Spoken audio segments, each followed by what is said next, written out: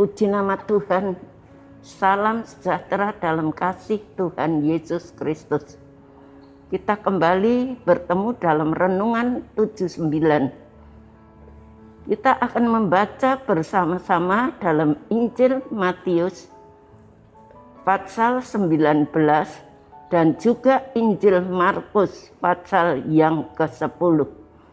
Saya tidak akan membacakan semua ayat, tapi saya akan membacakan dalam Injil Matius pasal 19 ayat yang ke-16 sampai 26. Saya akan membaca ayat 24. Demikian bunyi firman Tuhan. Ayat yang ke-24.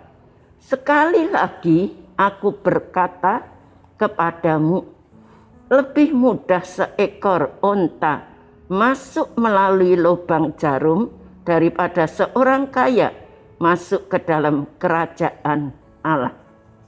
Ini tema daripada ayat ini, orang kaya sukar masuk surga, masuk kerajaan Allah.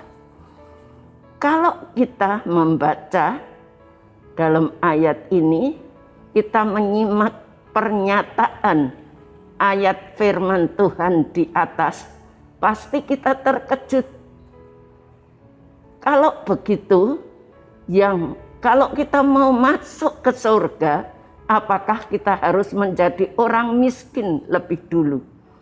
Saya mengatakan tidak. Bukan itu artinya.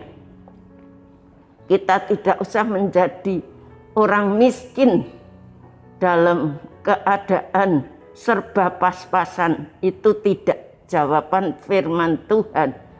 Sejak dari semula kita tahu Tuhan itu merencanakan, memiliki rancangan yang indah bagi kehidupan setiap orang percaya.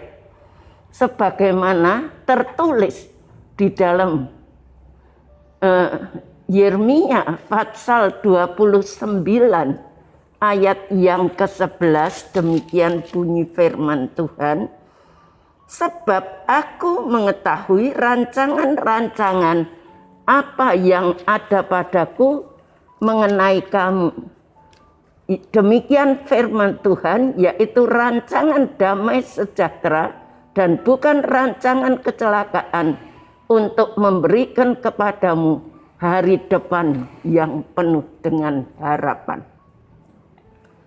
Kita membaca ayat ini, Tuhan itu merancangkan sesuatu untuk kehidupan orang-orang percaya, yaitu supaya memiliki hari depan yang penuh dengan harapan, bukan hari depan kecelakaan, bukan untuk jadi orang miskin. Itu salah. Kita salah mengartikan yang dikatakan kalau kita mau masuk ke dalam kerajaan surga.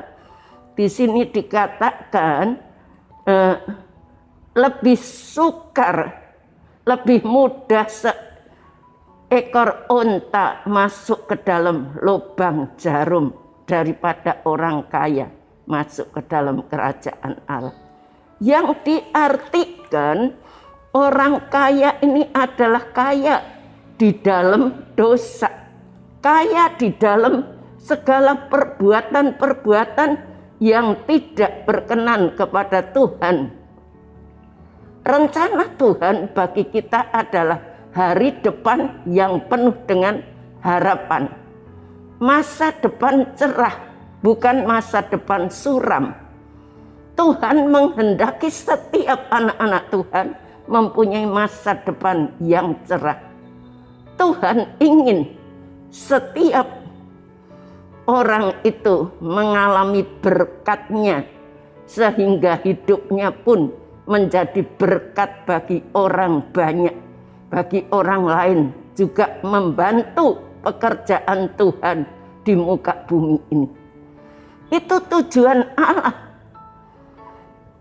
Namun seringkali terjadi, kalau kita sudah diberkati, kita menjadi seorang kaya, kita memiliki segala sesuatu itu, maka kita mengubah sikap hati kita, membuat kita lupa diri.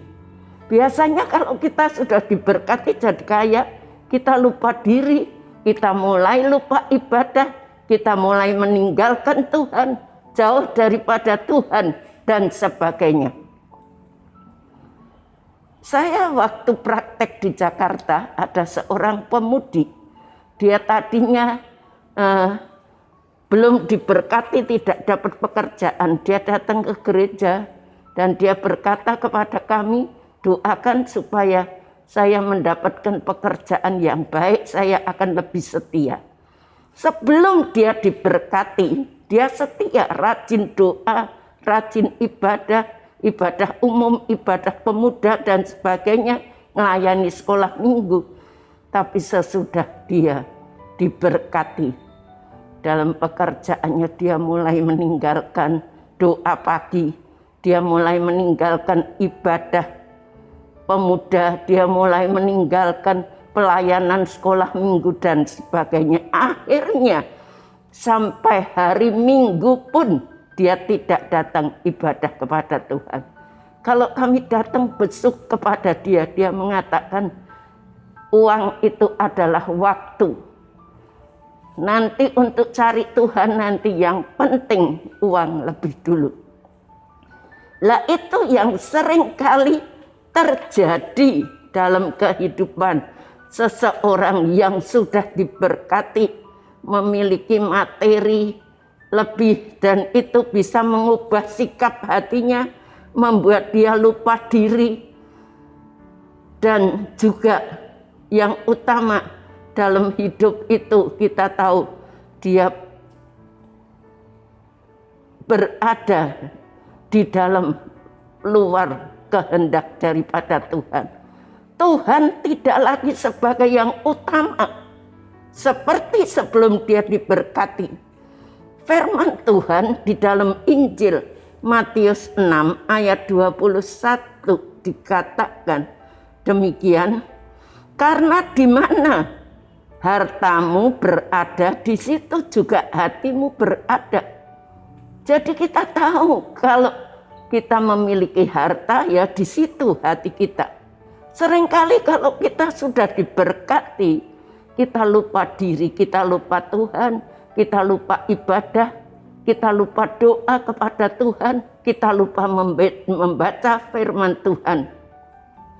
Padahal ketika masih hidup pas-pasan, banyak orang Kristen yang begitu tekun mencari Tuhan, rajin beribadah, aktif dalam persekutuan dan sebagainya. Tetapi begitu diberkati menjadi orang yang cukup, dia lupa diri. Rasul Paulus berpesan kepada Timotius di dalam 1 Timotius 6 ayat 17 dan 18 demikian. Peringatkanlah kepada orang-orang kaya di dunia ini agar mereka jangan tinggi hati dan jangan berharap pada sesuatu yang tak tentu seperti kekayaan, melainkan pada Allah yang dalam kekayaannya memberi kepada kita segala sesuatu untuk dinikmati. Peringatkanlah agar mereka itu berbuat baik, menjadi kaya dalam kebajikan dan suka memberi. Itu yang dikehendaki oleh Tuhan. Kita menjadi orang kaya itu tidak dilarang. Bukannya orang yang kaya itu tidak bisa masuk surga. Kita harus jadi miskin dulu baru bisa masuk surga. Itu salah. Kita tahu kita jadi kaya, tetapi kita juga kaya di dalam rohani. Kita tahu semua berkat Tuhan itu, kita lakukan itu semuanya untuk menolong. Di sini Rasul Paulus mengingatkan, peringatkanlah kepada orang-orang kaya di dunia agar mereka Jangan tinggi hati, jangan berharap pada sesuatu yang tak tentu. Harta kekayaan itu tidak tentu, sedetik saja bisa habis, ludes. Sebab itu dikatakan oleh Rasul Paulus agar jangan tinggi hati dan jangan berharap pada sesuatu yang tak tentu seperti kekayaan, melainkan pada Allah yang dalam kekayaannya memberi kepada kita segala sesuatu untuk dinikmati. Peringatkanlah agar mereka itu berbuat baik, menjadi kaya dalam kebajikan, suka memberi dan membagi. Itu yang dikehendaki oleh Tuhan. Kalau kita diberkati, kita jadi kaya, itu tidak salah. Bukan kita harus jadi miskin baru bisa masuk surga, tidak. Tetapi kita tahu kaya di dalam, kita harus menjadi orang kaya di dalam kebajikan, kaya di dalam kebaikan, kaya di dalam hikmat, mengerti segala firman Allah di dalam kehidupan kita. Banyak orang takut, orang salah mengartikan kalau orang kaya sukar masuk ke surga. Kalau gitu ndak usah jadi Kristen aja, atau kalau gitu jadi kaya ya percuma, tidak bisa masuk surga. Salah.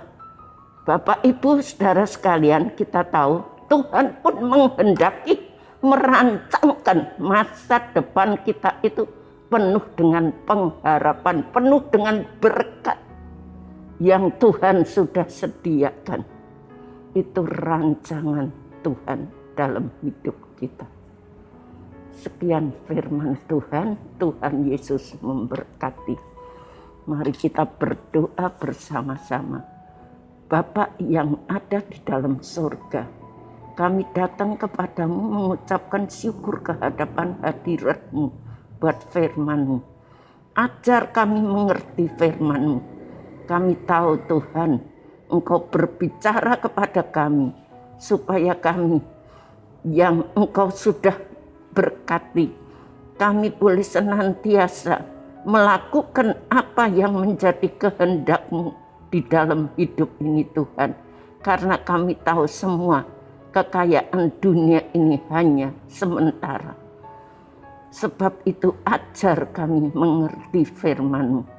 Engkau mengerti rancangan-rancangan yang indah untuk masa depan kami. Engkau mengajar kami menjadi orang kaya yang tahu memberi, yang cinta kepada pekerjaan-Mu, yang cinta kepada orang-orang yang membutuhkannya. Terima kasih Tuhan. Berkati seluruh jemaat GPDI El Shaddai. Berkati Ibu Gembala kami, tambah-tambahi hikmat, kekuatan, urapan yang baru. Berkati call center yang setia melayani kami. Terima kasih Tuhan. Ya Allah, terima kasih telah menunjukkan kasih-Mu kepada keluarga GPDI El Shaddai. Oleh karena Kristus telah mati untuk keluarga GPDI El Shaddai. Ketika keluarga GPDI El Shaddai masih berdosa dan sekarang dibenarkan oleh darah-Nya. Terima kasih. Haleluya. Amin.